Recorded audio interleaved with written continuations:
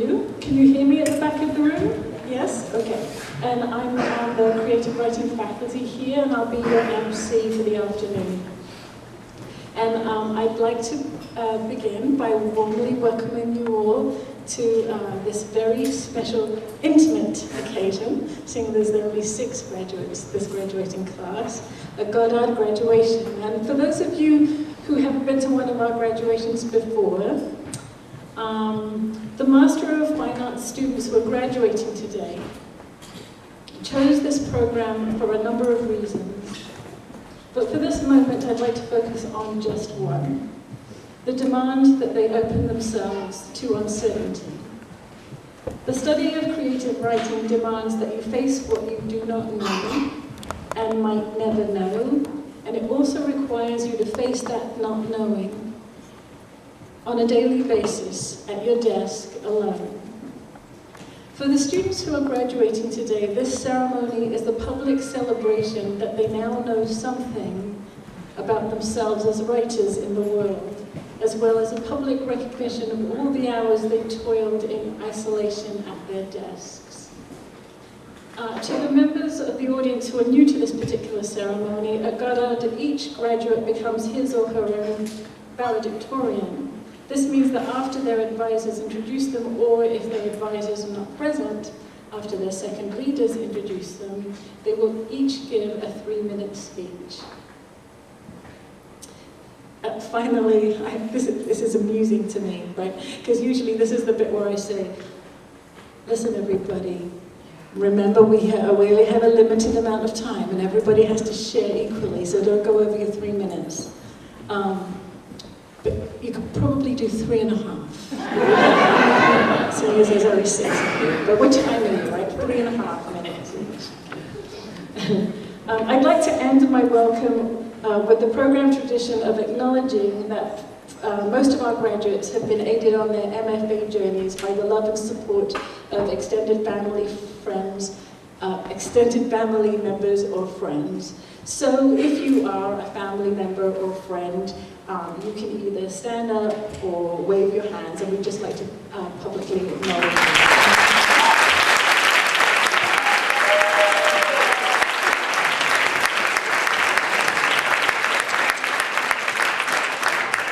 And now I'm thrilled to introduce your commencement speaker, Rogelio Martinez.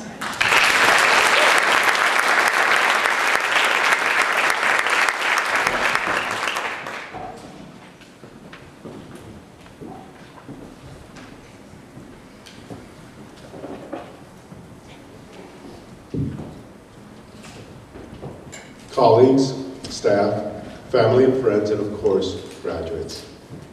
Thank you for this great honor you've given me. In a room full of writers, the pressure to say something meaningful, intelligent, and above all, original is really great. What to do? The first thing I did was turn my back on words. I figured everything I could say to you had already been said, so words were not going to help me. However, one of the definitions of meaningful is expressing an emotion without words.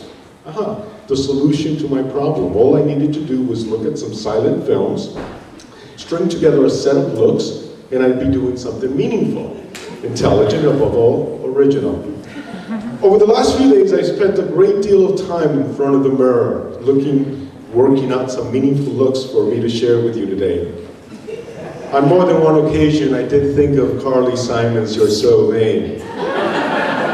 There I was, looking at myself, smiling, furrowing my eyebrows, even my hand under my chin, and looking straight ahead. I did do a bunch of additional things, but I'll spare you those. It was scary. Needless to say, I eventually realized Greta Garbo, Lillian Gish, and Rudolph Valentino had done it all before without looking like a misshapen monster. It was at this point I realized I couldn't turn my back on words. Words have been my ally for far too long not to use them. Everyone in this room has a special relationship with words. Mine takes me back to when I was about 12, 13, and recently arrived from Cuba. At the time, words were always there for me, as an only child. And when first learning English, I thought people around me said lonely child. But It made more sense to me. But as an only child living in a small apartment in a small neighborhood in a small city, I quickly turned to the imagination. At the time, writing served as a kind of refuge.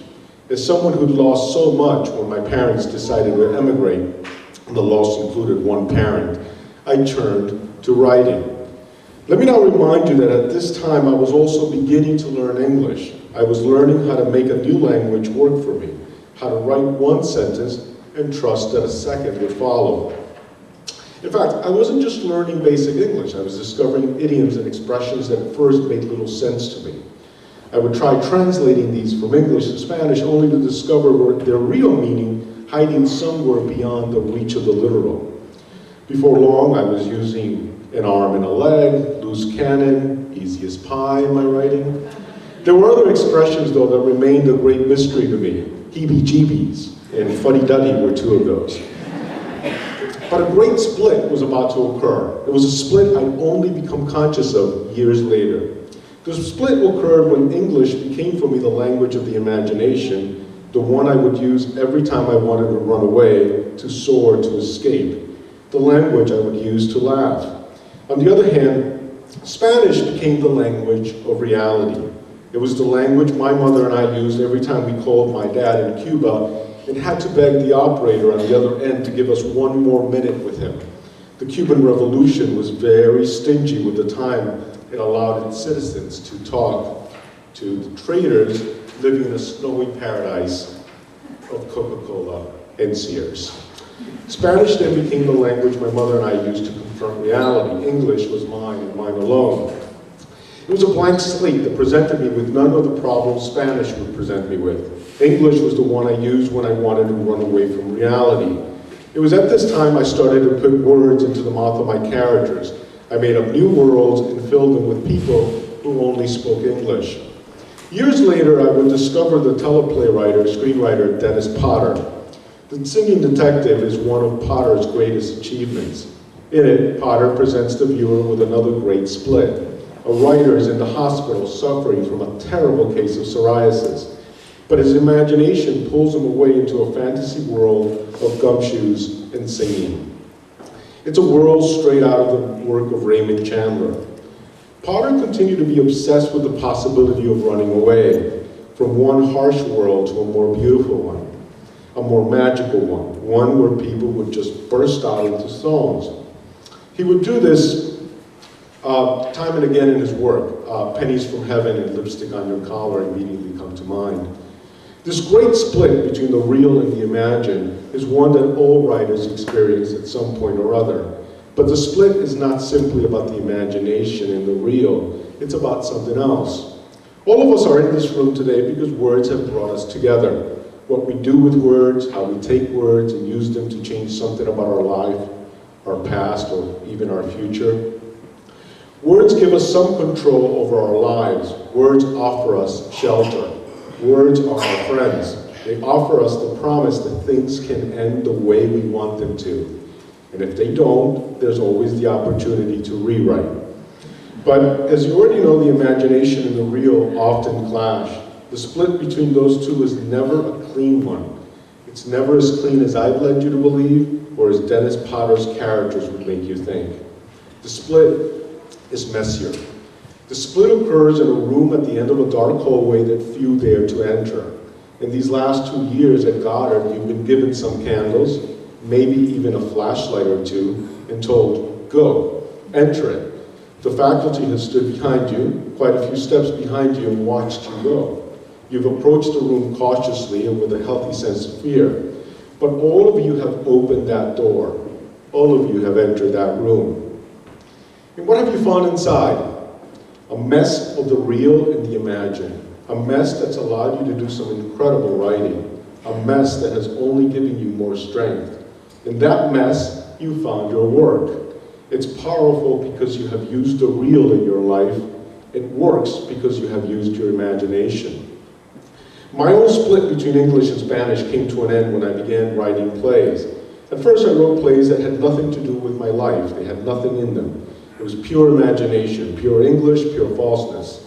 Then I wrote a short play for myself, and more for myself than anyone else. It was titled, Union City, New Jersey, Where Are You? It was about a single mom and her young boy's desire to visit Rockefeller Center to see the Christmas tree. I used some Spanish in the writing, but more importantly, I used the imagination to tell the very real story of two people afraid of the world they found themselves living in. Two people too scared to cross the bridge into New York City. This was the story of me and my mother.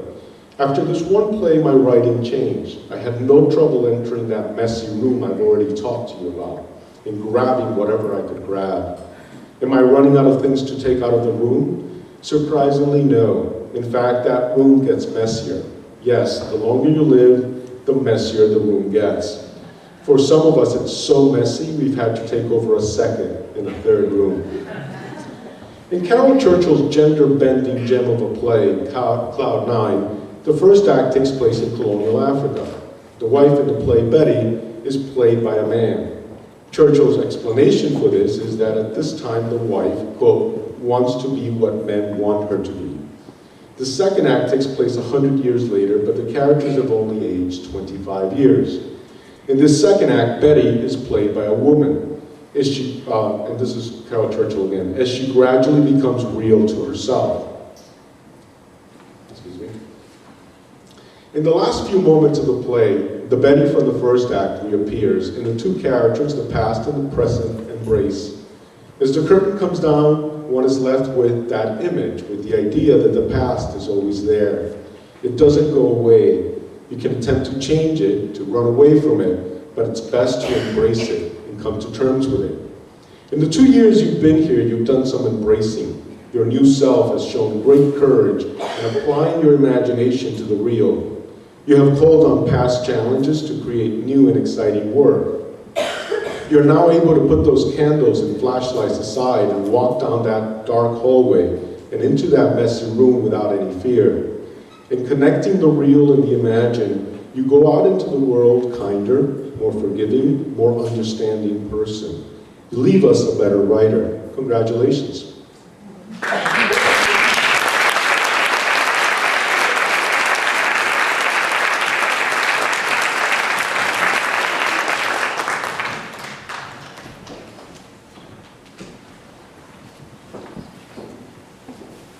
Thank you very much, Rogelio. Have you noticed that there's something missing that's usually up here? You probably don't know, do you? There's usually a box of tissues. So I'm assuming that means that they all think that you're really stoic. So no crying. Because we don't have any tissues, do we? We do list everybody that graduated on the program, even though there are 2 people on this list that are not showing up.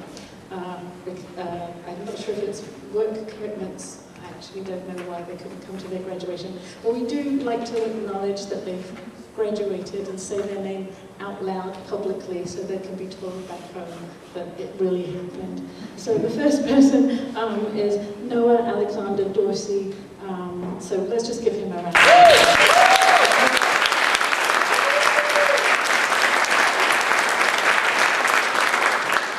That was the virtual graduation, so now the real one. I'd like to welcome Annie Breyer and Patrice Kelly to be introduced by their advisor, Beatrix Gaines.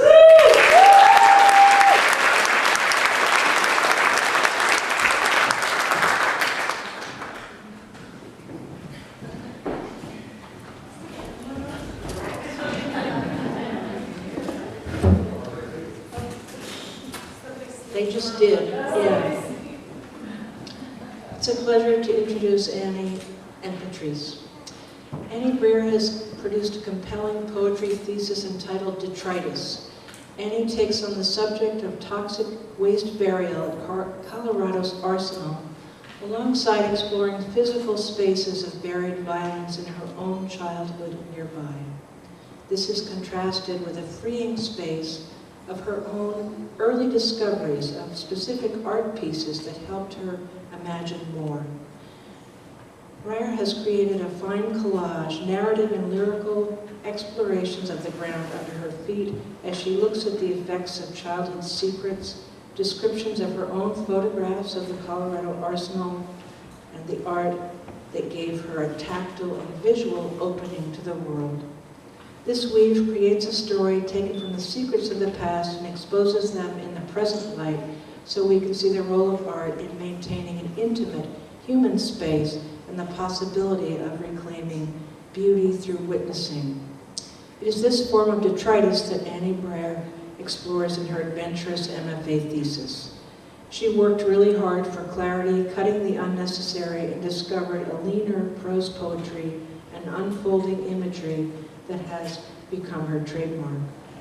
The poems depict absence and silence, sometimes around miscommunication and distrust, and at other times as an opening of the ability to see and occupy space differently. There are different kinds of silence here, yet the experience reverberates loud in color or starkness.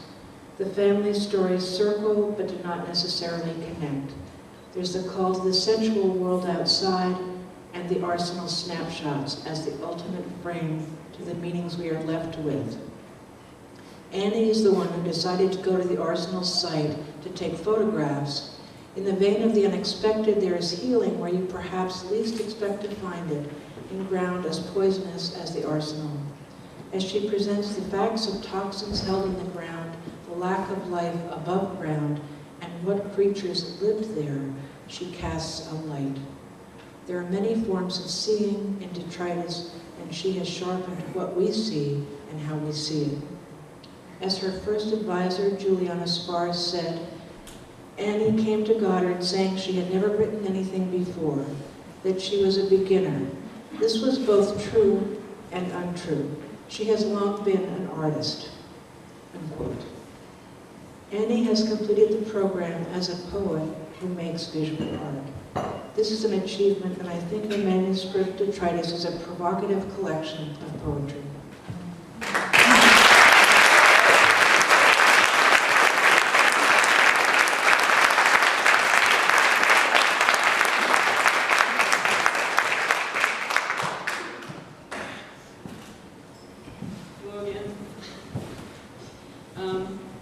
First, I just want to say it's just... Okay. First, I just want to say it's just been such a wonderful experience to be part of Goddard. I don't know what it was exactly that drew me to Goddard. Certainly I wanted to learn the craft of writing in a community of writers. I wanted the time to explore this new creative practice that I've recently fallen in love with. Port Townsend? Yep, I could imagine hanging out here 2 weeks out of the year. But beyond that, it's a mystery. We make decisions, follow paths we believe we choose, but it seems there is often a deeper coursing of energies that propels us in a particular direction.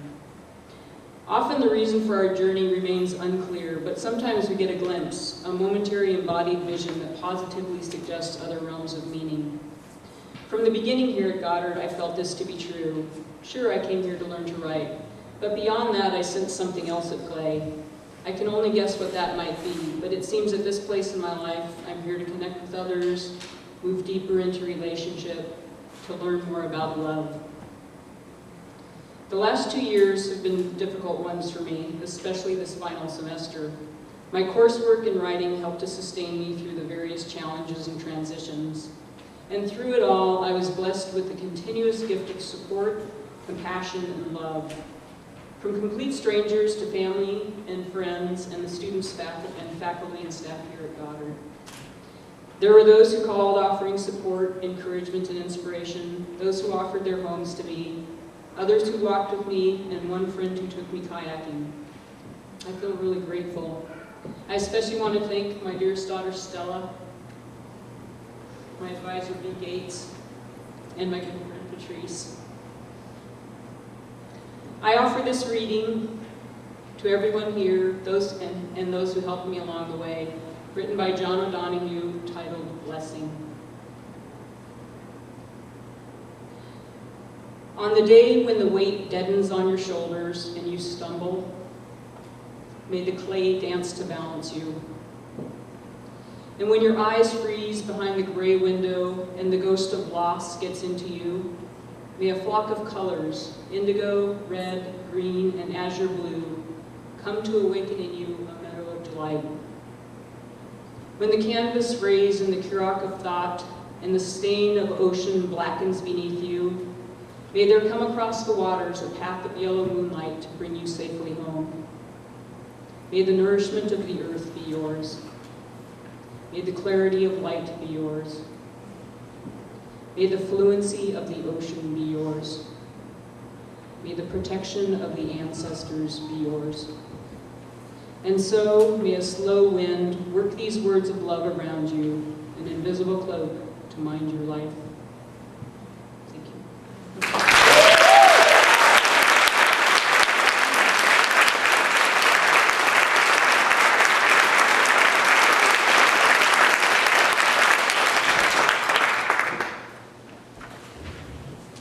Patrice Kelly's intense and moving memoir, Some Gaul, in its fullest sense is a significant spiritual encounter with herself, with the broken histories of family and of Ireland.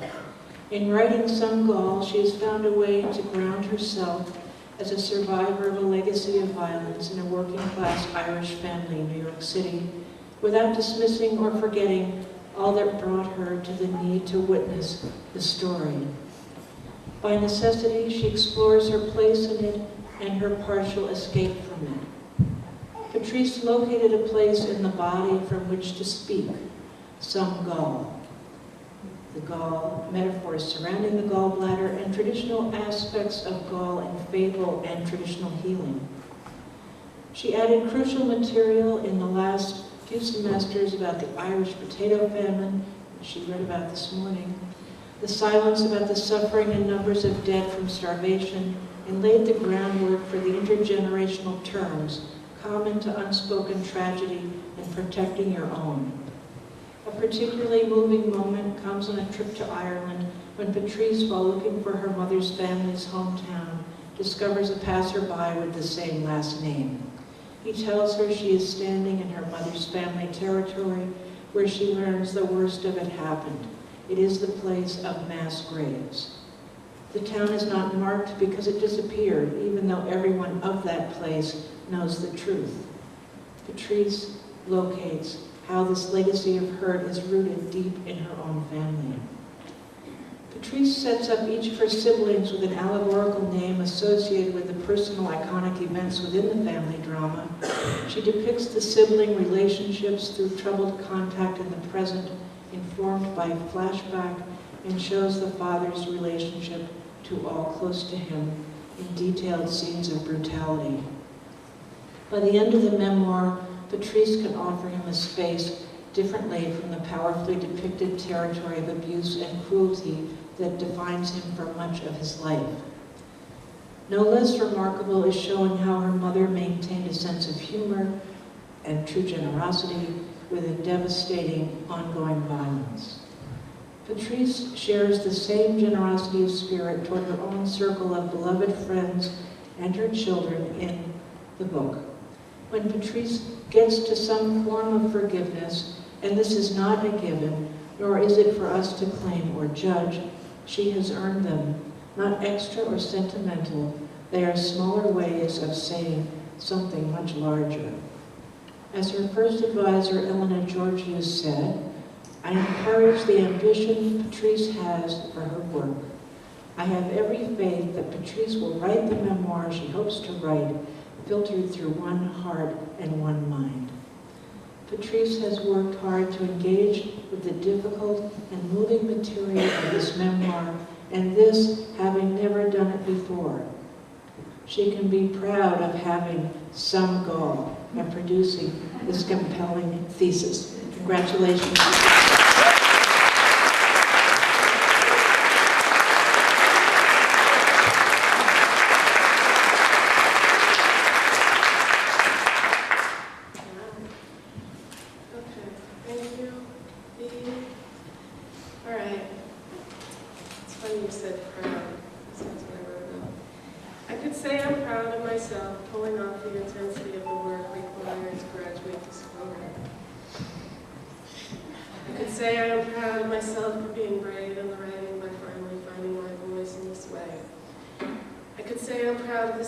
Paper and this thing. that just doesn't resonate with me. I don't mean to take away from those of you who are proud of me or those of you who feel pride for yourselves. It's just not how I feel. I'm deeply moved at a core level, and I'm mind blown that my life lined up in such a way that I ended up being here now with all of you. I'm grateful to have had this opportunity. I'm grateful to have finally found me. Ooh, that wasn't even cry. I'm grateful to Goddard, to Paul, to the whole staff, Joyce, for your hearts, for your minds, for the wisdom that you come here to share with the likes of me. This is not a glamorous life, I know. I have nothing but gratitude and respect for you. I'm humbled by the generosity of my two advisors, Elena and Bee, and their willingness and ability to go above and beyond the call of duty and meet me where I was at, and midwife me through this journey in the most compassionate and heartfelt way I could have ever imagined possible. I have been given all that I need to move forward, not only as a writer, but as a human being. And I thank each and every one of you for your willingness to share and be involved. This program is a godsend.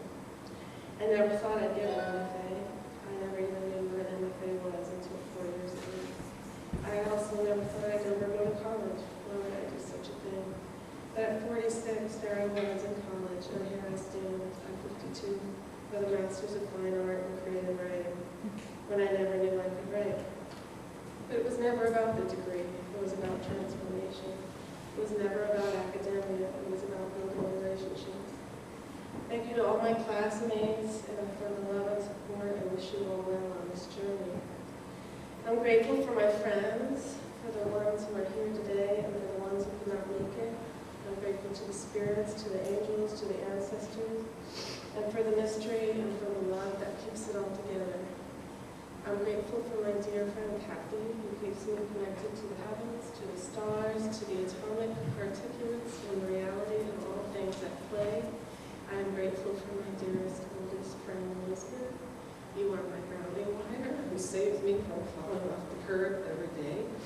You are always there, always reminding me of where I come from, who I really am in the present. To my beautiful, creative, patient, and brave children, you who light my way, I am grateful to you for all of your love and support and help, and I'm sorry for being such a stress case. And I know this has not been easy, and I have not been easy, and I thank you for the truth serum filled with medicine that continually helps me grow into a better human being.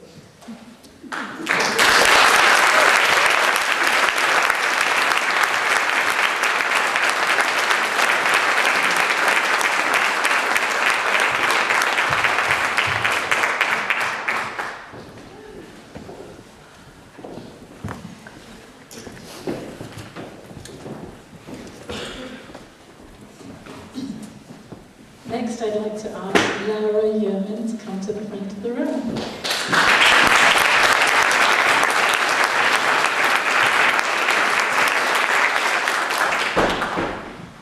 I was Laura's advisor. Laura Yeoman's novel, What Remains of My Father, is an elegantly written story about a woman who is examining her two primary relationships, a negligent but loving father from whom she has distanced herself, and a mature, responsible and loving man to whom she is married. As for her protagonist takes a car journey with her husband at her side to attend her father's funeral, the reader is given a view of the protagonist's inner landscape and how the turns of her past and present are magnified by the lens of this recent death.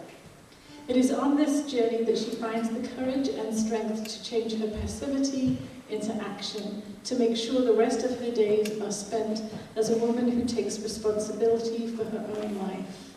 Laura's second reader, Amy Lou, writes, Laura has infused elegant descriptions of the passing landscape with her characters' inner struggles to make unspoken tensions resonate in even the briefest interactions with such subtlety that they ring true and also deliver essential layers of subtext to the protagonist's journey.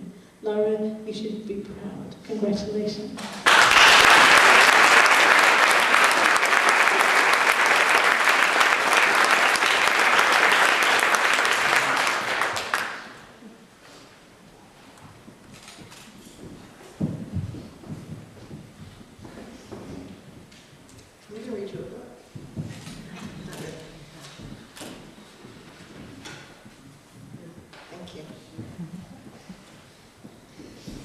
So this is short.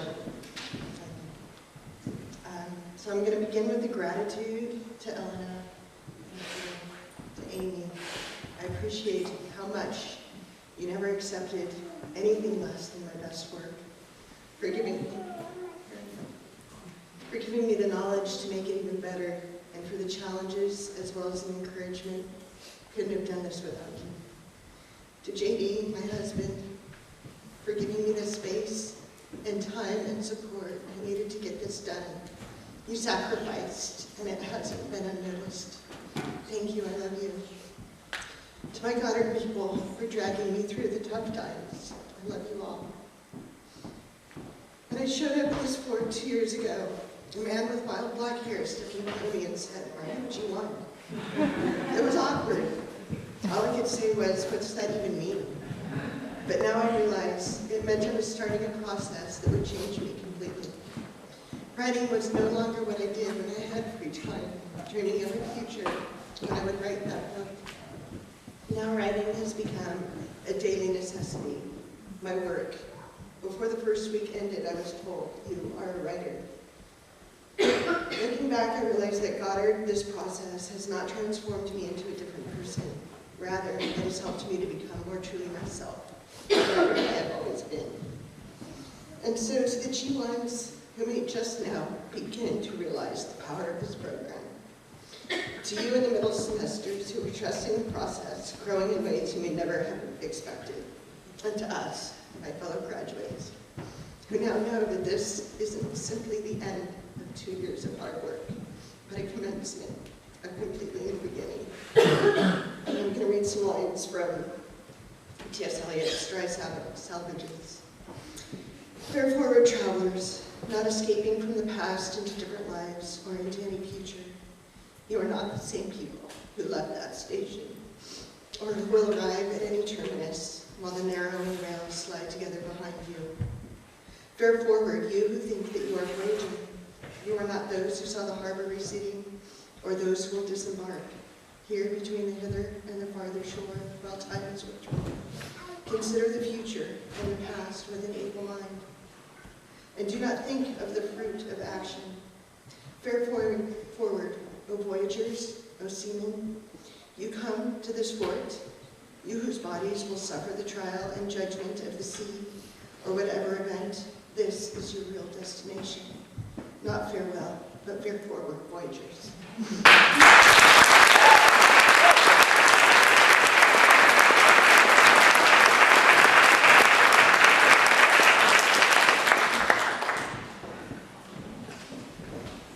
Next, I'd like to welcome up Mary Virginia Luck to be introduced by her advisor, Micheline Annalene Martin.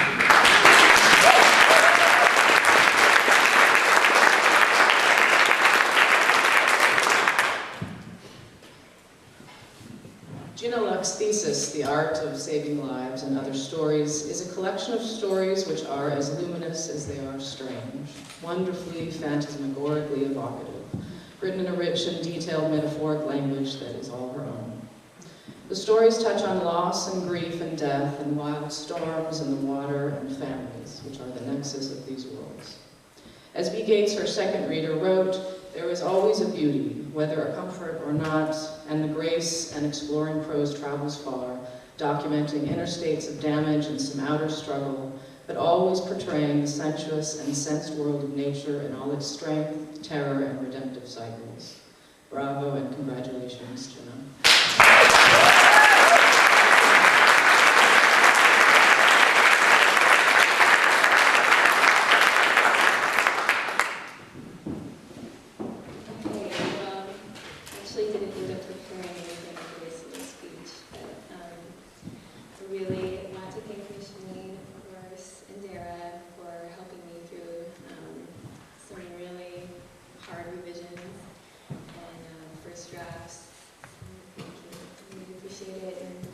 And of course, all my friends who I've met through this program have really inspired me, given me a lot of, just a lot of strength to continue. So thank you. And my husband and my little boy is back there. Thank you.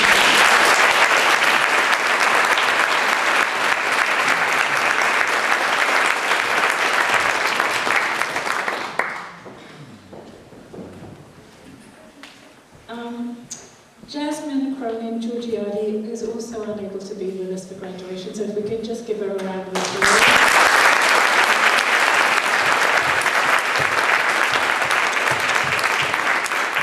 And I would like to welcome to the front of the room Zach Zorba-Gresham to be introduced by his advisor, Rogelio Martinez.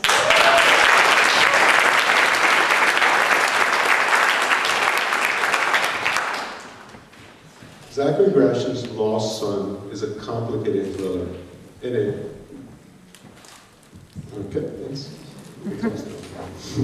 a young man survives a terrorist attack only to be pulled into the dark world of espionage and strange alliances.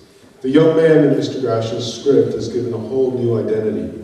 His mission now to stop the same terrorist responsible for the attack that killed his friend.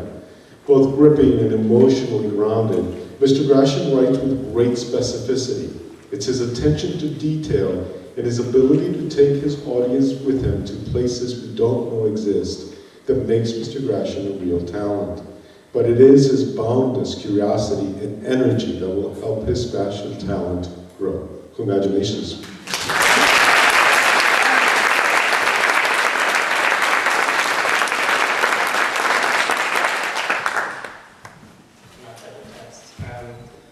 I'm going to start with something I wouldn't normally do, which is ask for about 10 seconds of very, very awkward silence. There's a method to this madness.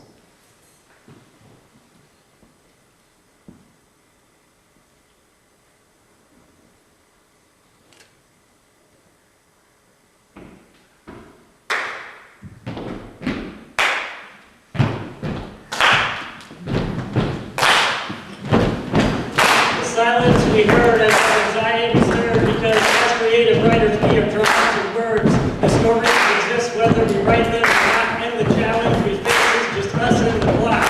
For all the voices that were silent, we must do our thing, making songs for people who cannot sing. The yoke that we carry, inspiration is our all, and the draft is the same for us to share.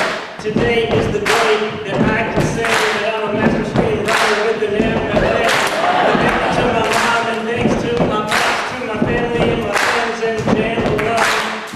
As a writer, you are not alone. You're rubber hand we yo and selling ball. If there was more time, I would thank you all for those who moved on and those still here. Let me make this point just a bit more clear.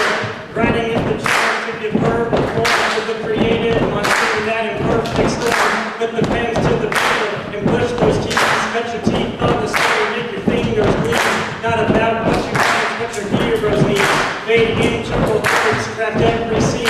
And when it's all done, it's sent to revise. Because in revision, you get wise. After 32 drafts, you'll be surprised. How things appear right before your eyes. Before I got to college, my time is up. G1GW, I'm a graduate.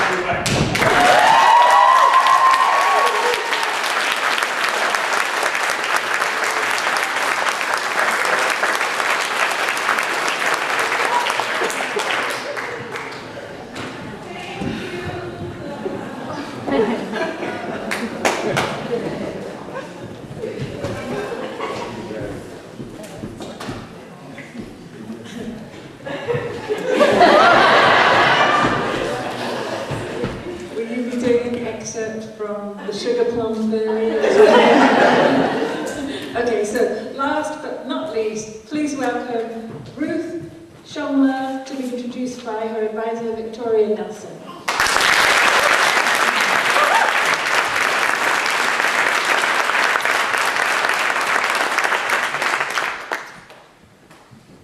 A moving narrative informed by the deep honesty of its main character, Rose, Ruth Schomler's novel Death Watch is a patchwork quilt of now and then, present and past vignettes out of which a pattern soon emerges. The painful progress of a devout young woman who loses her father too soon, marries quickly, and sacrifices her dreams for the needs of others in a fateful circling motion of the karmic wheel. Forever leaving the family farm only to be forced to return again, Rose is locked in a cycle of caregiving that never seems to end. As in a fairy tale, In the blink of an eye, we see her as a child trading secrets with her best friend, a young girl bereft of her father, a bride to the first man she kisses, the mother of 8 children, and in the frame that overshadows, very effectively, I'll say, overshadows the whole life story, caretaker of a mother with Alzheimer's who will seemingly never die. Death Watch is a powerful story told with art and grace. Congratulations, Ruth.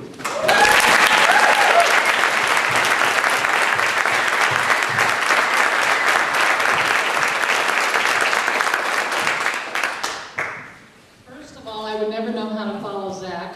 And second of all, I didn't know we had 3 minutes. So I could have quit the editing that I'd done. But I'm a writer, so I had to edit what I was going to say a couple times. So all I was going to say was what I learned in my MFA program. How to find something beneficial in books that I hate. That even reading the worst books can teach me something. How to do homework anytime, anywhere. Every experience I have is fodder for my writing. And everyone is a potential character. I can do the hardest, most challenging things even when life gets in the way. And in reference to that, every other one of my process letters would have something like, oh, I had this and this and this happen, and I know I didn't spend very much time on my writing, and every time I had something emotional happen in my life, the packets came back and they said, this was your best packet ever. To experience life, so I have something to write about. And if I can get through this program, so can you. I want to thank my advisors, Amy Lou, Derek Cloud, and Victoria Nelson for all their advice and encouragement. Thanks to Paul and the Financial Aid Office and everyone else at Goddard who made my education possible. Thanks to my family for putting up with all the corn dogs and frozen burritos they've eaten in the past 2 years. Thanks to my husband for all the encouragement and for putting up with me and not letting me quit. There were many times that I wanted to quit, even in the 4th semester. And he said, you've only got 2 weeks left. Thanks to everyone who encouraged me not to quit when I wanted to every semester.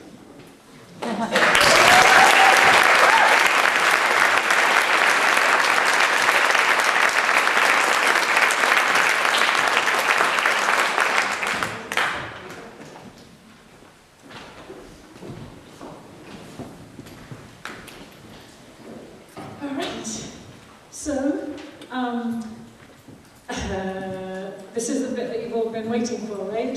So I'd like to welcome Andrea LeBron-Clay, who is from the Board of Trustees, but is also an alumnus of this program, right? To confer the degrees.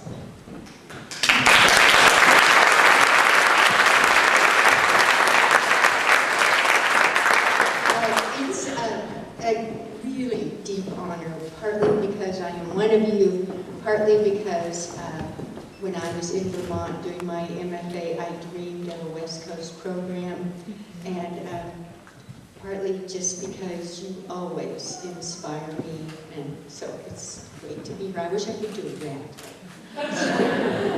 Anyway, this is the special fairy dust thing that really makes it all kind of come to at least the end of this chapter. The next chapter, believe me, is just beginning, and you will find that you really didn't finish your thesis, you only just began. By the authority vested in me by the Goddard College Board of Trustees and the state of Washington, and with the nomination and approval of the faculty of Goddard College, I hereby confer upon you the degree of Master of Fine Arts in Creative Writing with all the rights, privileges, and responsibilities pertaining thereto. Congratulations.